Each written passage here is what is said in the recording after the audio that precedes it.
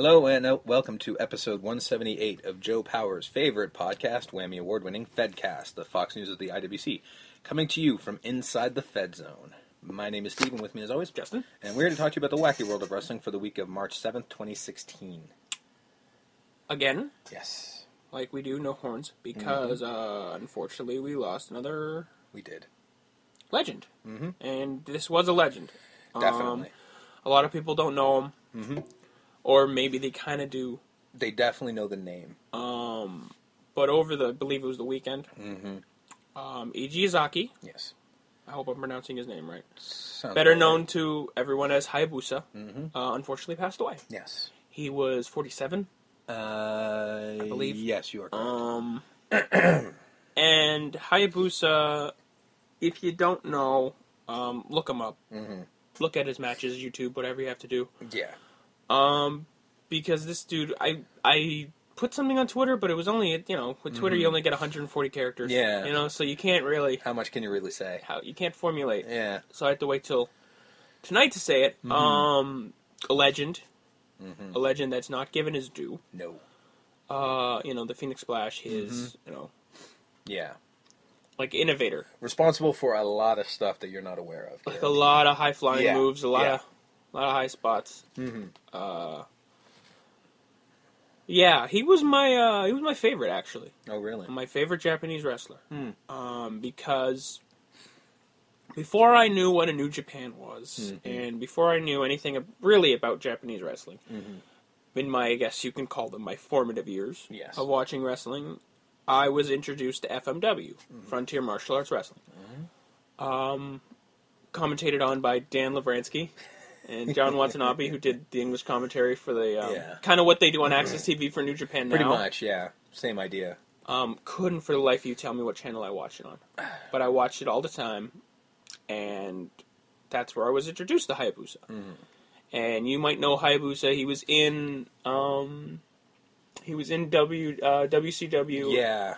Versus the World. Yeah. The World Tour game. Yeah. NWO versus WCW World Tour. He was Hannibal. Yes, I remember that quite clearly, which was actually, sadly, my first mention of him. I was like, who the hell is this guy? And basically, I remember years and years and years ago, with the advent of YouTube, that name always stuck in my head from those video games. I'm like, who the hell is this guy? I need to look him up, and because I just figured out that they were putting up wrestling clips. So I just remember getting lost for like a couple hours one day, just staring at the stuff he did, and I was like, wow, this guy's really, really good. How come he's never been in WWE or wherever? And here's why. I believe he was also the inventor of the Falcon Arrow. I'm not too sure. I believe you are correct. I could look it up, but the info's always sketchy at best. But he was the Falcon Hayabusa. And, yeah, man. I know he was, obviously he did, unfortunately, have a career-ending injury. Yes. Life-changing injury in 2001 when he unfortunately went for a move.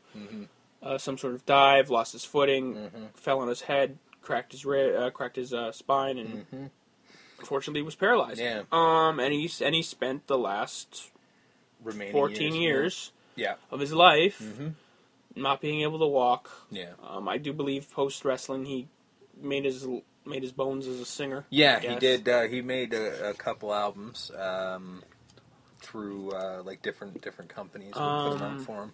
But recently, as of last year, he regained the ability to stand. That's insane. And if he would have lived, he probably would have walked. Yeah. Eventually, he probably would have got his body there. Yeah. And he was also going to be. I think they're trying to bring FMW back.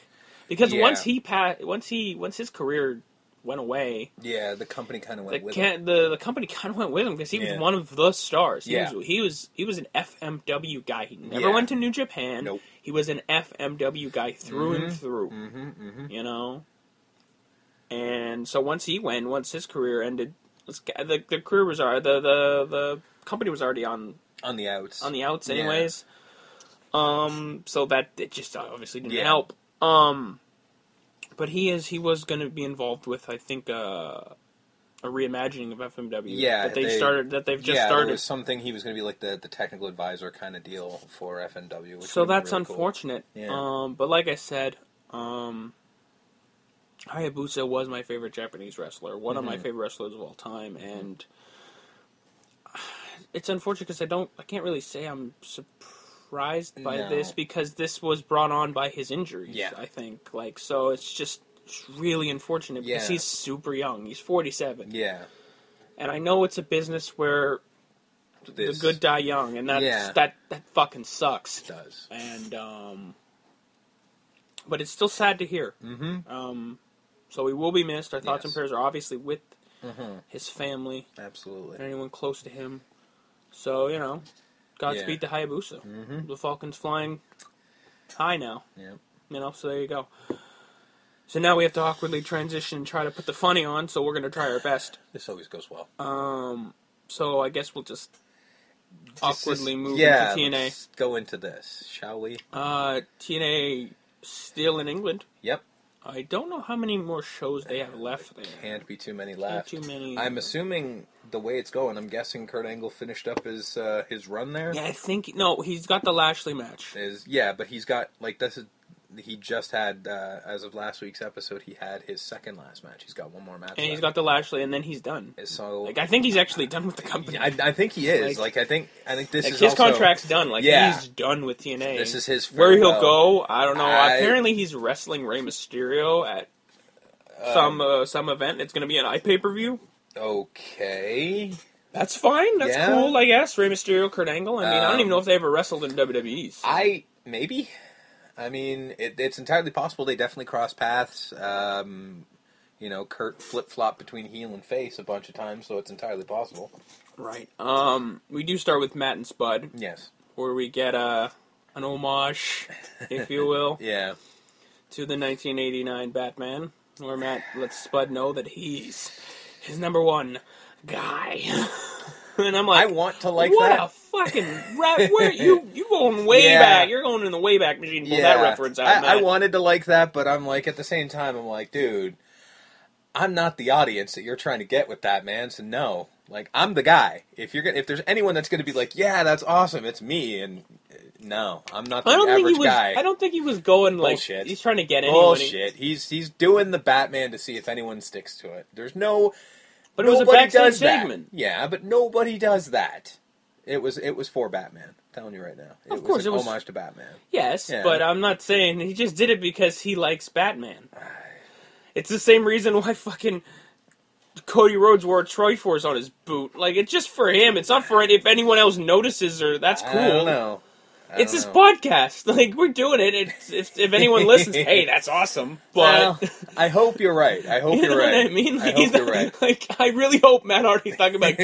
I'm gonna really get him with this one. This humdinger of a reference. Would you put it past him even the slightest?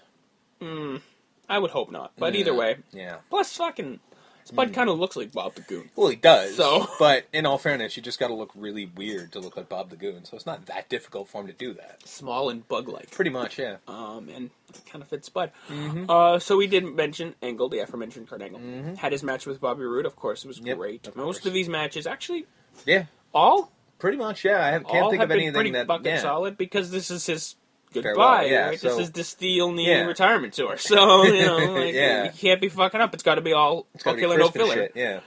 So he beat him. Mm-hmm. I really do have an issue still with Bobby Roode's finisher being called the Roode Bomb. It's not a bomb. Yeah. It's a driver. Yeah. I mean, first off, it's the fucking the FU. It's the AA. Oh, yeah, no, it absolutely is. And yeah, you're right. It's certainly not a bomb by any stretch of the imagination, but do you think anyone notices, honestly? In TNA, no one notices anything. Nobody's watching. No one's paying any attention to what's going on, so he doesn't give a fuck. He's like, yeah, you're going to call it that? Sure. My name's Bobby Roode. I'm cool with it. So then Storm comes out, and they all celebrate Kurt, and Kurt, you're the best, and they slipped Kurt, and again, the Wolves come out, and they slipped up on Kurt, and then Kurt fucking orchestrated a tag team title match. Yeah, because apparently he can do that. And he's just like, you know what I want to see? I want to see the Wolves versus Beer Money for the tag team titles. Does everyone want to see that? Yeah! And then they made the match.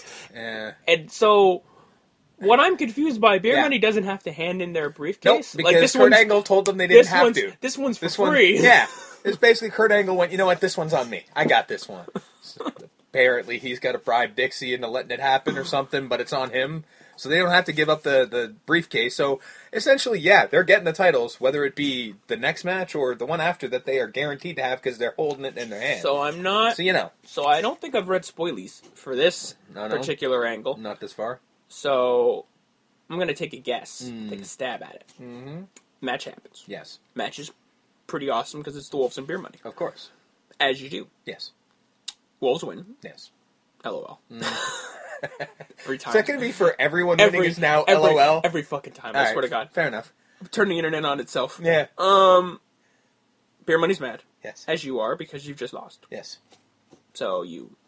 Cash in, you take the briefcase, you hit them both over the head. Then you cash it in. You cash it in, ring the bell, yeah. Beer money wins, beer money's our heels. Alright. I'm actually cool with that. That works. And then we get a feud. However, that's not how it's going to happen, because that's actually interesting. And when it comes to certain angles, they won't do it. Although it will be a good match either way. Yes. It'll be a good match either way. Yes, not complaining about the match in the slightest. More with Spud and Matt and EC3, and EC3's gonna murder Spud. And I do believe he used the word murder. Yes. I am going to murder you. Yep. You are going to die. This is not an angle. I'm going to kill you. Yes. His plan was to kill the little bastard. And it's still baffling how they've done this. Yeah. Folks, I apologize. We're going to have to pause for 1 second for a quick work break. No worries. Sorry about that, folks. We are back. Steve's not a professional. No. Steve made mistakes. Steve's sorry. So where were we? EC3's gonna kill Spud. Right. Yep. Right. I was gonna say, it's still crazy how, like, watching the fight, because at the end of the match, spoiler, they have a fight. It's unsanctioned, it's whatever, it's not a real thing. That drove me nuts the whole show, but yeah. But, like, you were cheering for EC3, the bigger guy. You're cheering, for the big, muscular... for the big, huge, muscular, good-looking guy to beat up the tiny little troll. That is everything backward that we've ever been taught since children. Yeah. But it worked. It worked. You're like, get the squirrely little fucker. You're like, how have you not fucking beaten him into a bloody pulp yet, stupid fucking wizard? Fuck him in his fucking suit. Yeah.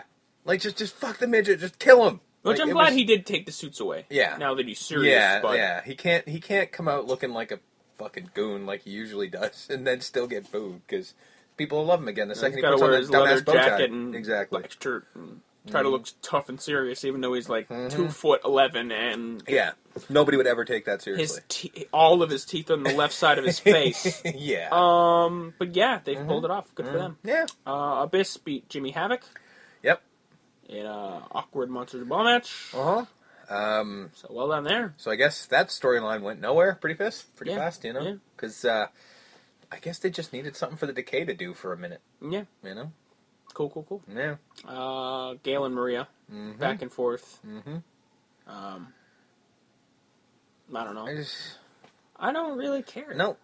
They didn't do anything to make it care. Like, maybe the wrestling match might be good when it happens. It might, but, I mean, like I was saying... Plus, Jade jumped Gail, and then which didn't now we're make getting any damn sense. Jade versus Gail for the women's title, Yeah, so it really just seems like Maria, now twice, seems like she's helping out the dollhouse, which doesn't make any fucking sense. Inadvertently. Yeah. It's... Yeah, they haven't done... Like, that whole clusterfuck they did last week at the lockdown... That you're just like, oh, well, the whole thing is to set up the Maria and Gail Kim thing, except they didn't. It's furthering a storyline. No, they did, just, it's not going to be anytime soon. Yeah, it's like, you're furthering, but that's what I'm saying. It's not. They're furthering it, and then, not, putting it far away from now. I'm pretty sure we had enough with that whole thing, but now they're doing this, which doesn't work, doesn't make any damn sense. I mean, Maria can talk, sure. I mean, in all fairness, she's a manager, so all she did, even when she was talking about how awesome she was still kind of putting over Mike anyway, so, I don't know, it didn't make any sense. I don't know. Matt and Dixie, Matt's like, don't make a fight happen, and Dixie's like, no, I can't do anything, it's a fight. Yeah. It's not sanctioned. As the authority figure, I have no power here. I can't do anything. I mean, you heard the Robot Olympic guy just made a match. I got no power here, so, you know, it's whatever happens, happens. King of the Mountain, EY beat Big Hairy Man. Yeah. Big Damo. Yep. Oh, well, okay. Alright. Good for EY. Didn't care. Bennett beat